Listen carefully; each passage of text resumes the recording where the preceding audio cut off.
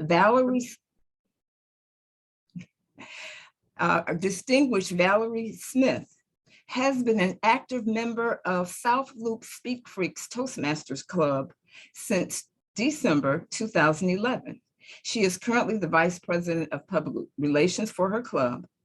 Valerie has a passion to speak effectively and engage her membership growth by taking them to a level where she has been, by doing and creating action to become a great speaker and leader. Valerie has been appointed by District 103 leadership for a second term as the District 103 PR manager. During her first term, she created content for the D103 new website. She branded the D103 social media channels and is currently expanding her team. Valerie is passionate to see club members develop into effective speakers and leaders, and to influence club officers to lead effectively.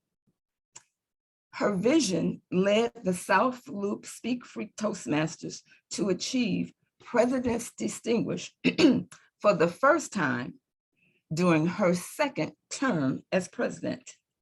Let's welcome Valerie Smith as she gives us mindful leadership. Thank you, Sandra. Welcome, fellow Toastmasters and guests. I am so excited that Sandra had reached out to me and she gave me the list of what I had on my preferred trainer. And I said, I guess the mindful leader would be great, because especially what we're going through today, there's so much going on with our leaders and people who are called themselves managers, whatever they want to call themselves. This is the perfect time to be practicing mindfulness, especially as a leader.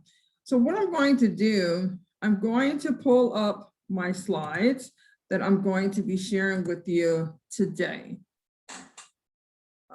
Just do that right now.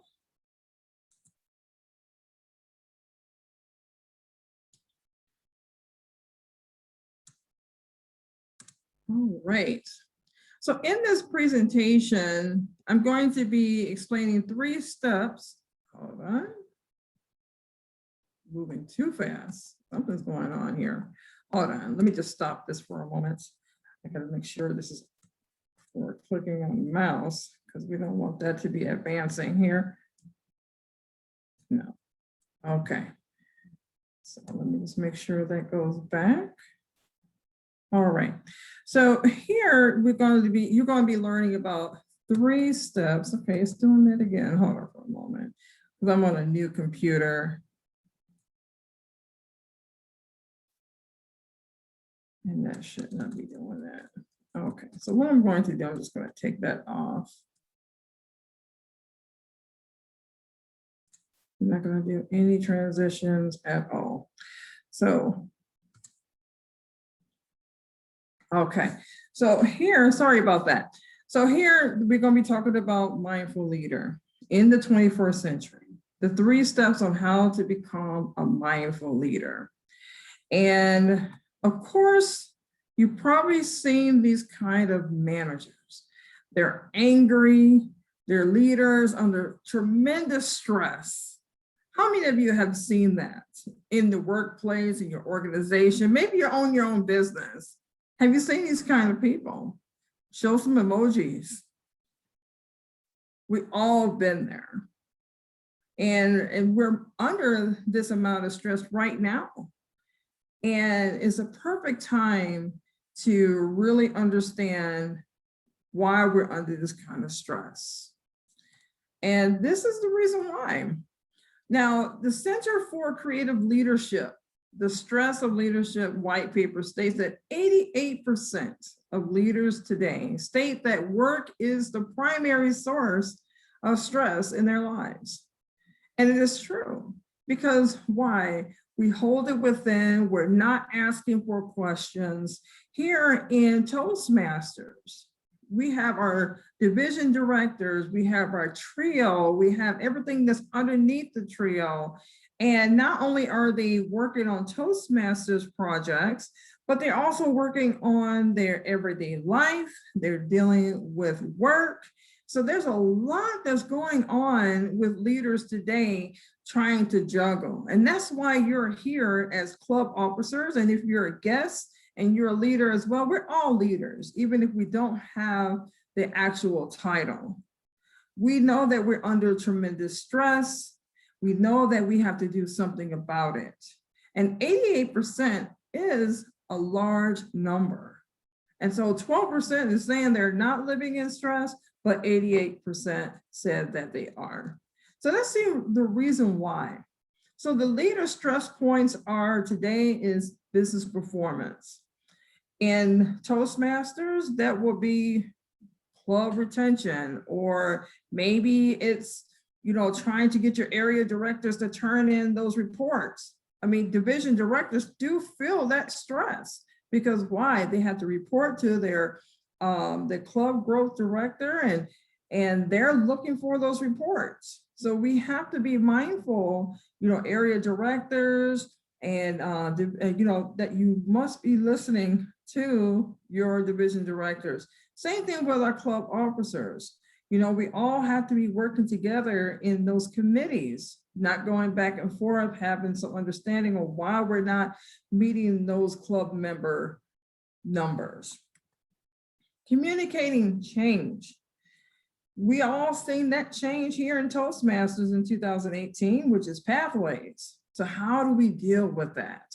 How do we get people to conform to something that's great to help them grow with their communication skills?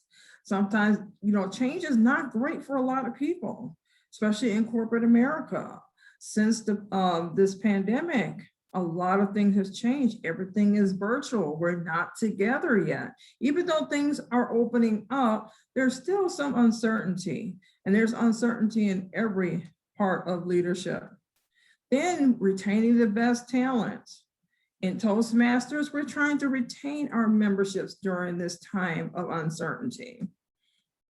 And managing people, just like I said, you have your division directors over your area directors, and trying to get people on the same page is kind of hard.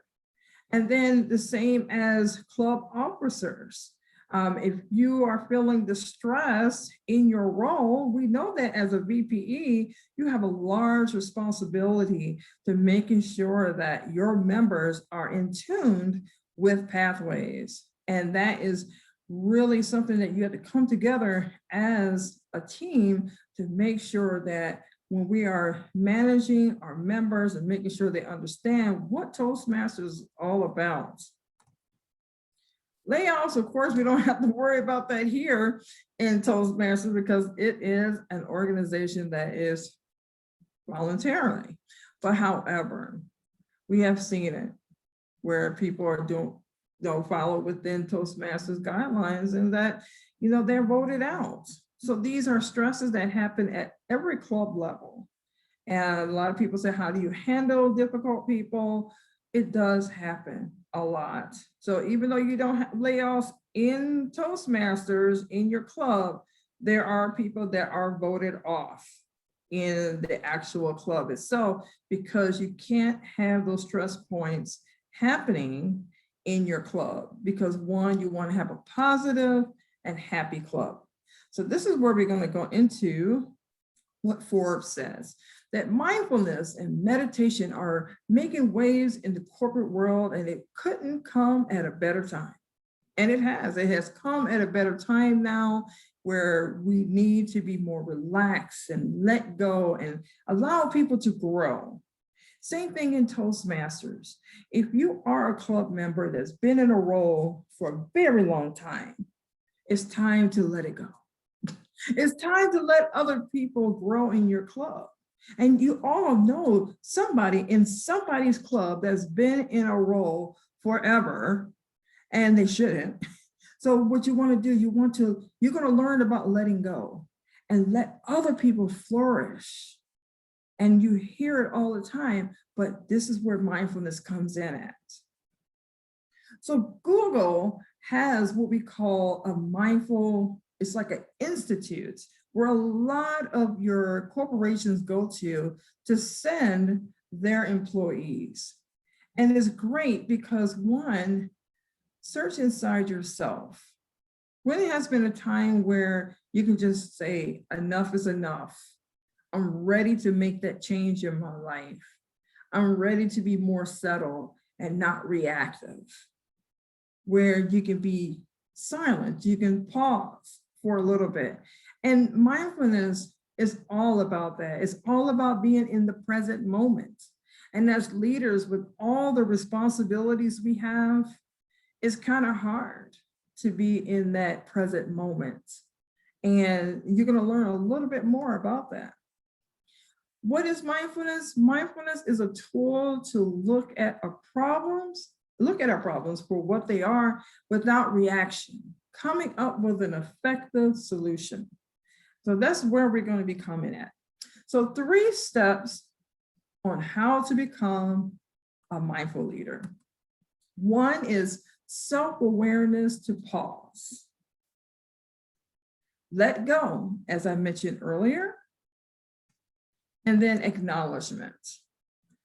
Before I go further, I'm going to get rid of this floating. There we go. That way I can see that. So we're going to go on to the next slide here, and we're going to talk about taking pauses. And when you take a pause, for myself, I do this a lot on Sundays where I want to reflect and relax and just see where my life has been in the last week.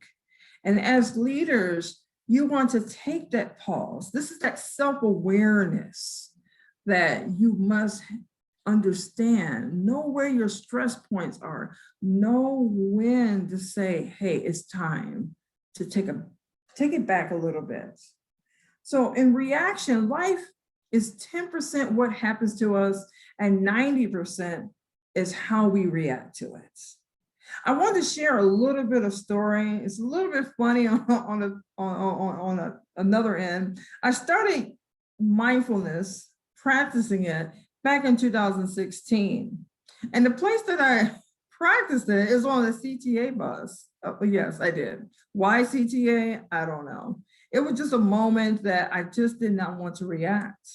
And what happened was I assumed that the bus driver was going to stop at a certain stop because it was a couple that was 90 years old. And I assumed because they stood up and stood at the front of the bus with the bus driver, I thought he was going to stop, and he went right past the bus stop.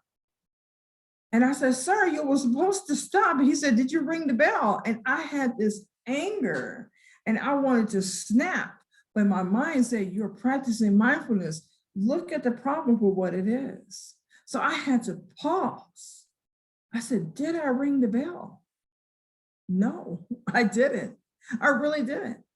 And I couldn't get mad at the bus driver because I didn't ring the bell. But what I learned from this is that when that elderly couple got off the bus, you know what they said? They said, thank you. And I couldn't understand that. I said, how can you say thank you when they passed your stop? But it's the moment of time is reflecting on, did I ring the bell? And guess what? Every time I'm on that bus, I make sure I ring that bell because I want to make sure that I get off at my stop. So that's what mindfulness does. Your self-reflection is looking at yourself. How are you reacting to the problem? That is very important. And then relaxation. How much time are you taking for yourself? That's self-care, making sure you're getting your massages or going on a nice trip or maybe a great dinner. As leaders, we want to do everything, and you can't be everything. You can't be everywhere either. So you must take that time of self-awareness and making sure you pause effectively. Here are some mindful tools that you can take where you can be a little bit more in your space. And of course, they came out with an app called Headspace. And this is where you'll find music. You know, John Legend is like one of the spokespersons for Headspace. And then also Kevin Hart has a couple of things that he does on Headspace app as well.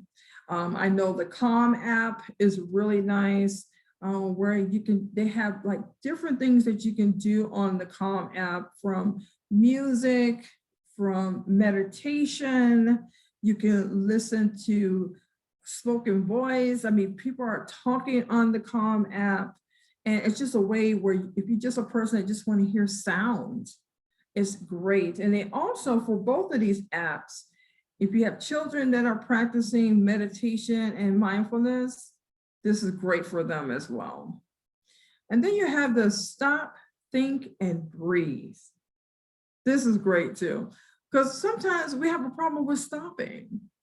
And now that I'm practicing Pilates, I did not know I wasn't breathing that well after taking Pilates. So we have to realize that we have to stop what we're doing as leaders and think and breathe a little bit. So these are 3 tools that you really want to take into account in making sure that you are taking care of yourself as a leader and being mindful and being in that present moment. So the second point is letting go.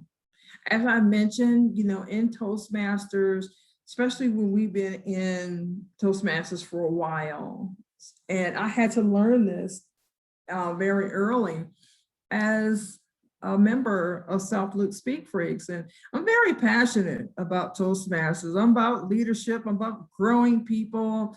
And I always give my insights on what should be and what that should be. But however, we have other members that are trying to grow as well. And sometimes you can be that focal point, that leader, that advisor for that club. And sometimes it's hard to let go. But when I decided to let go and not become part of that committee and be part of District 103, I can see other members stepping up to leadership. That's what it means to let go. It doesn't mean that no one's going to forget who you are as a leader, that you are that advisor of that club. It's that you left a legacy that you can allow other people to grow in their role. And that's where control is. You have a lot of these officers that's been in Toastmasters so long who want to control everything, and you can't. You have to learn how to let go. If you've been in a role for a very long time, let it go. Give it to somebody else so they can grow. That's where delegation comes in at. Now, I know that sometimes we can be perfectionists. I know one time I was that person. It was hard to delegate. But once you understand what delegation is, that's teamwork. You're taking your talents and you're taking them to a place where you've been. You heard that from John C. Maxwell, one of the leadership development trainers in the world. He said, leaders, take people where you have been.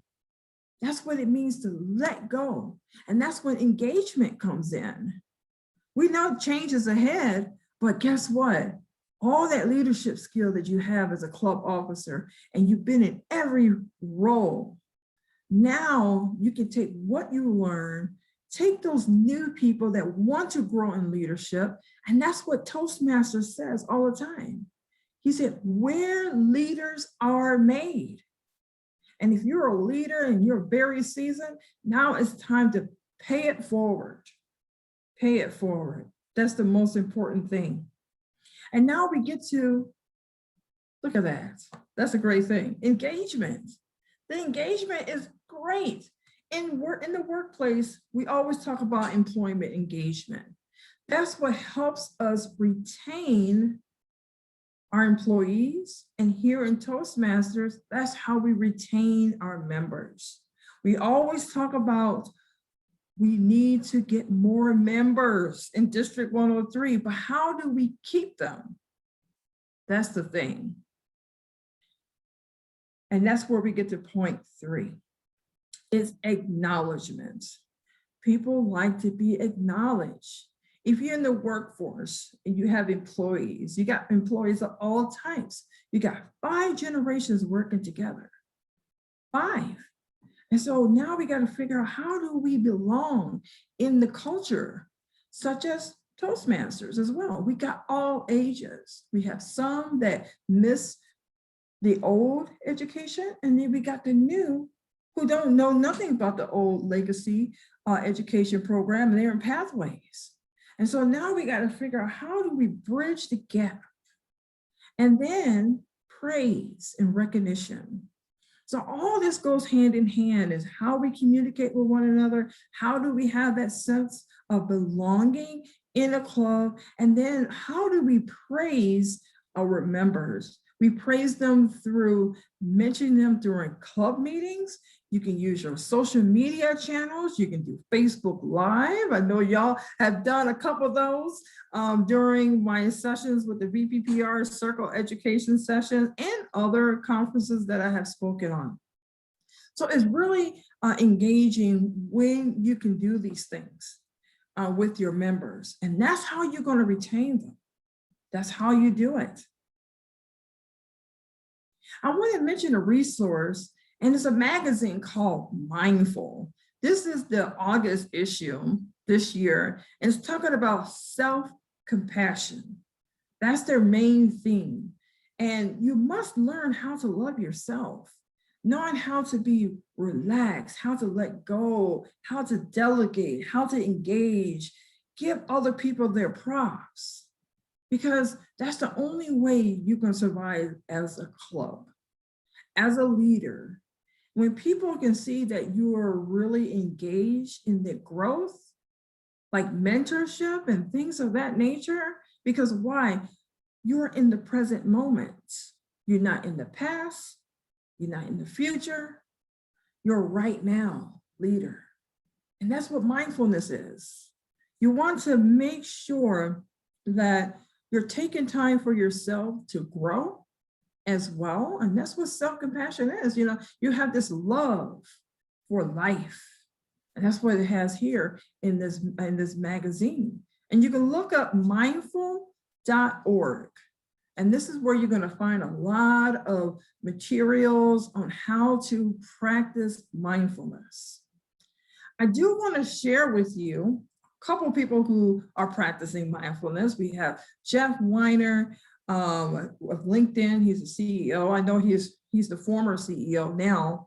Russell Simmons, he's American entrepreneur. And then we have Oprah, the media executive.